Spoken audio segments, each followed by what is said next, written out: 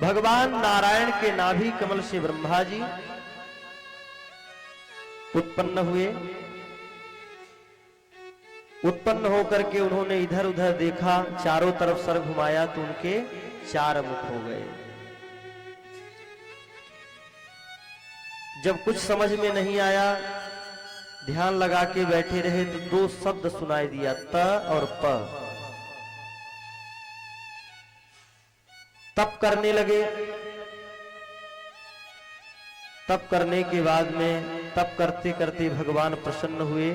भगवान आकर के उनको चतुश्लोकी भागवत का ज्ञान प्रदान किए और सृष्टि की उत्पत्ति के लिए उनको निमित्त बनाया कि आप सृष्टि का विस्तार कीजिए।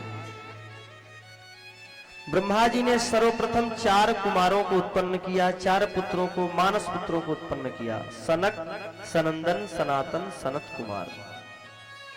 और बोले तुम जाकर के सृष्टि का विस्तार करो। उन 4 ने कहा हम तो भजन करेंगे, हम केवल भजन करेंगे भगवान का और कुछ भी नहीं करेंगे। तो उनको श्राप दे दिया ब्रह्मा जी ने कि जाओ तुम सदा सर्वदा 5 वर्ष के ही बने रहोगे।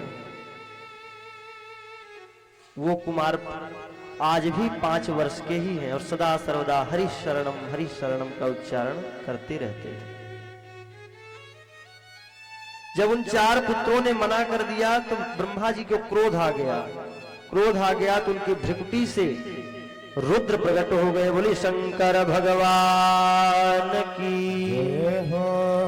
भगवान साक्षात रुद्र प्रकट हो गए। भगवान ब्रह्मा जी के वाणी से मां भगवती सरस्वती का प्रादुर्भाव हुआ। ब्रह्मा जी की छाया से करदम ऋषि का प्रादुर्भाव हुआ। फिर ब्रह्मा जी ने अपने दक्षिण भाग से मनु को प्रकट किया और वाम भाग से शत्रुपा को प्रकट किया। स्त्री और पुरुष का जोड़ा प्रकट किया जिससे इस समस्त सृष्टि का विस्तार हो सके। उन्हीं महाराज मनु और शत्रुपा से यह समस्त सृष्टि प्रारंभ हुई। महाराज मनु के कारण ही हम लोग मानव कहे गए।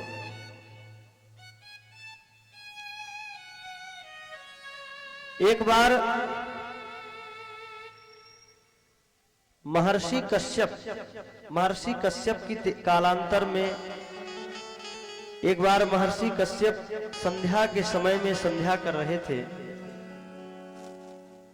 उनकी 13 पत्नियां हैं महर्षि कश्यप की, जिनमें से एक का नाम है दिति। माता दिति कामासक्त भाव से संध्या बेला में महर्षि कश्यप के पास में आई। सायकाल में जब भगवान गोधूली बेला होती है, सूर्य भगवान अस्ताचल को जा रहे हो, सूर्य अस्त होने वाला हो, ये जो गोधूली बेला का समय होता है, इस समय हम आप सभी को 4 कर्म नहीं करने चाहिए। कौन कौन से कर्म नहीं करने चाहिए? चत्वारिमानि कर्माणि संध्यायां परिवर्जयेत। आहारम मैथुनम निद्रां स्वाध्यायं च चतुर्थकम। 4 कर्म नहीं करने चाहिए। जब भगवान सूर्य नारायण अस्ताचल को अस्त होने वाले हो, गोधूली बेला का समय हो, उस समय हमें भोजन नहीं करना चाहिए।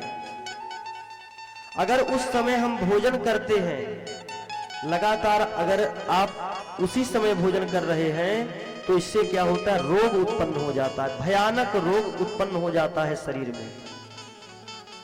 भगवान सूर्य नारायण जब अस्ताचल को जा रहे हो, गोधूली बेला का समय हो, तो कभी भी भोजन नहीं करना चाहिए। और क्या नहीं करना चाहिए? सोना नहीं चाहिए, शयन नहीं करना चाहिए। क्योंकि अगर हम उस समय शयन करते हैं तो हमारी आयु क्षीण होती है। उस समय किसी भी प्रकार से पति पत्नी को संयोग नहीं करना चाहिए, नहीं तो राक्षस प्रवृत्ति की संतान उत्पन्न होती है। संध्या बेला में के संयोग से जो संतान उत्पन्न होती है पति पत्नी से, वह संतान राक्षसी प्रवृत्ति की होती है, असुर हो जाती है। और अगर संध्या वेला में स्वाध्याय किया जाए, पठन पाठन का कार्य किया जाए, यह कार्य भी नहीं करना चाहिए, क्योंकि जो कुछ भी भगवान सूर्य नारायण अस्त होने वाले हों, उस समय अगर जो भी विद्या पढ़ी जाती है वह विस्मृत हो जाती है। जिस समय उस विद्या की आवश्यकता होगी, मेन आवश्यकता जब आएगी, जैसे कर्ण को वह विद्या भूल गई थी, उसी प्रकार से जब आपको उसकी पूरी आवश्यकता होगी तो वह विद्या विस्मृत हो जाएगी। यह 4 कर्म संध्या के समय नहीं करने चाहिए। परंतु माता अदिति कामासक्त थी, महर्षि कश्यप से याचना किया। महर्षि कश्यप ने उनसे रति क्रिया किया, जिससे उनके गर्भ में 2 भयंकर संतान आ गई। 100 वर्ष तक माता अदिति ने उनको गर्भ में धारण किया और उन्हीं से प्रकट हुए हिरण्याक्ष और हिरण्यकशिपु। हिरण्याक्ष जन्म लेते ही इस प्रकार से योग बल से बढ़ता चला गया कि धरती से आकाश तक बढ़ गया। उसने समस्त पृथ्वी को ही उठा करके पाताल में लेके चला गया। समस्त देवता भगवान की प्रार्थना करने लगे कि प्रभु इससे रक्षा कीजिए, पृथ्वी को किसी प्रकार सुव्यवस्थित करिए। तब भगवान ब्रह्मा जी के नासिका से वराह रूप में प्रकट हुए। बोले वराह भगवान की जय हो। और वराह भगवान से हिरण्याक्ष का युद्ध हुआ। सत्यम वयम हो वन गोचरा मृगा युष्मा विधा मृग ये ग्राम सिंहा। वराह भगवान से भयंकर युद्ध हुआ। एक बार तो उसने क्या किया, भगवान वराह की गदा को गिरा दिया। भगवान वराह को क्रोध आया। यम योगिनो योग समाधि ना रहो। भगवान ने एक तमाचा लगाया और गोविंदाय नमो नमः, हिरण्याक्ष का गोविंदाय नमो नमः हो गया। क्रोध में आकर के जैसे ही भगवान वराह ने एक तमाचा लगाया कि तुरंत गोविंदाय नमो नमः। समस्त देवता भगवान वराह की प्रार्थना करने लगे। यम योगिनो योग समाधि ना रहो ध्यायन्ति लिंगांग दशतो मुमुक्षया। तस्यैव दैत्या ऋषभः पदाहतो मुखं प्रपश्य स्तनुमो ससर्जः। यहाँ पर देवता भगवान वराह की प्रार्थना कर रहे हैं, लेकिन जब भगवान वराह ने थप्पड़ से मारा था हिरण्याक्ष को, तो वह मर तो गया था, लेकिन उसकी आंखें खुली हुई थी और भगवान की तरफ ही आंखें फाड़कर देख रहा था। तो देवता स्तुति कर रहे हैं, लेकिन इस प्रकार की स्तुति कर रहे हैं कि हिरण्याक्ष को भी बुरा ना लगे। कहीं अगर ये जीवित हो तो इसको यह नाराज ना हो। देवता कह रहे हैं, देखिए कितनी सदगति इसको प्राप्त हुई, भगवान के हाथों मारा जा रहा है, भगवान के हाथों यह लड़ रहा है। और जब जान लिया कि अब यह मृत्यु को प्राप्त हो गया, तब खुल करके देवताओं ने स्तुति की। नमो नमस्ते खिल यज्ञ तंतवे स्थितो गृहीता मल सत्वमूर्तये। वराह भगवान की जय जयकार किया और उनके ऊपर पुष्पों की वर्षा की। भगवान वराह ने पृथ्वी को लाकर पुनः सुव्यवस्थित किया। बोले वराह भगवान की जय हो। आगे सृष्टि विस्तार में महाराज मनु के 5 संतानें हुई। आकुति, देवहूति, प्रसूति, उत्तानपाद और प्रिय व्रत। मध्यम पुत्री जो देवहूति थी उनका विवाह हुआ करदम ऋषि से। यह करदम ऋषि महाराज ब्रह्मा जी के ही पुत्र हैं जो छाया से प्रकट हुए थे। करदम ऋषि पत्नी के लिए ही तपस्या कर रहे थे कि उनके मन के अनुरूप पत्नी प्राप्त हो जाए। जब भगवान प्रकट हो गए उनके सामने, बोले वरदान मांगो, तब वो मना करने लगे। तो भगवान ने कहा कि मन की जो इच्छा है उसको पहले पूर्ण करिए। भगवान ने कहा कि तुम्हारे पास में मनु महाराज अपनी पुत्री को लेकर के आएंगे, उनसे तुम विवाह कर लेना। तपस्या में रत थे, मनु महाराज अपनी पुत्री को लेकर आए और कहने लगे कि हे ऋषिवर, इस पुत्री का पाणी ग्रहण संस्कार आप करिए।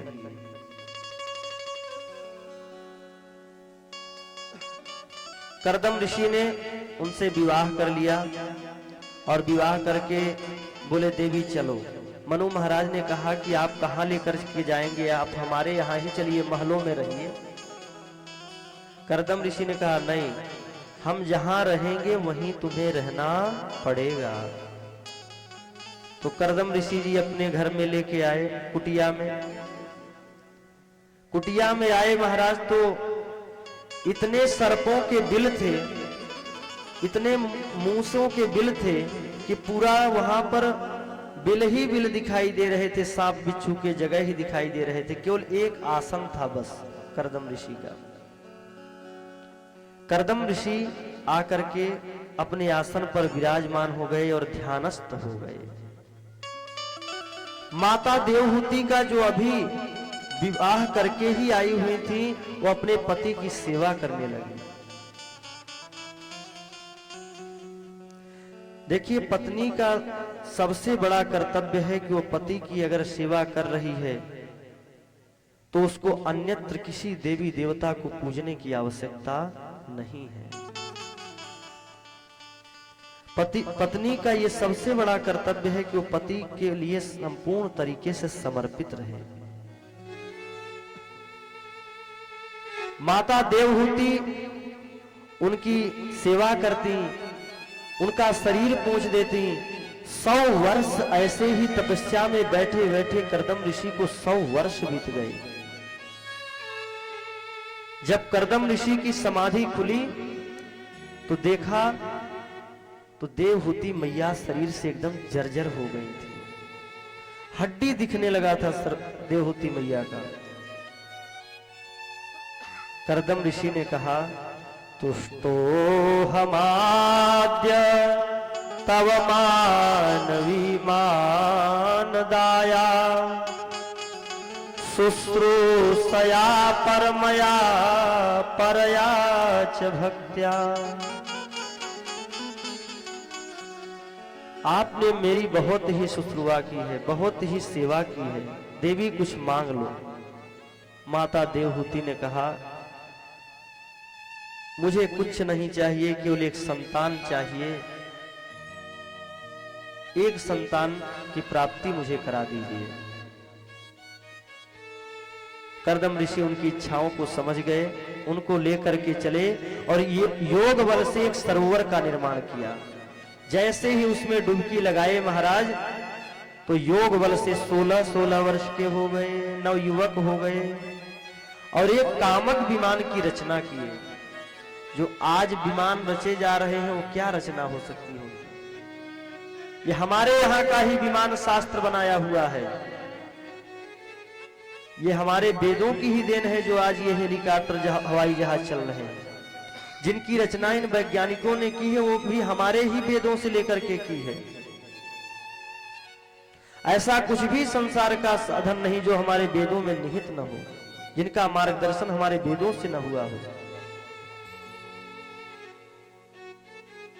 तो ऐसे विमान की रचना किए और उसमें अनंत वर्षों तक विहार करते करते कालांतर में कर्दम ऋषि के 9 कन्याएं हो गईं। कर्दम ऋषि जाने लगे तो फिर माता देवहूति ने कहा कि भगवान, मैंने आपसे एक पुत्र मांगा था। पुनः कुछ दिन कर्दम ऋषि रुके और अब की बार कर्दम ऋषि के यहाँ माता देवहूति के यहाँ भगवान कपिल देव का आगमन हुआ। बोले कपिल भगवान की जय हो।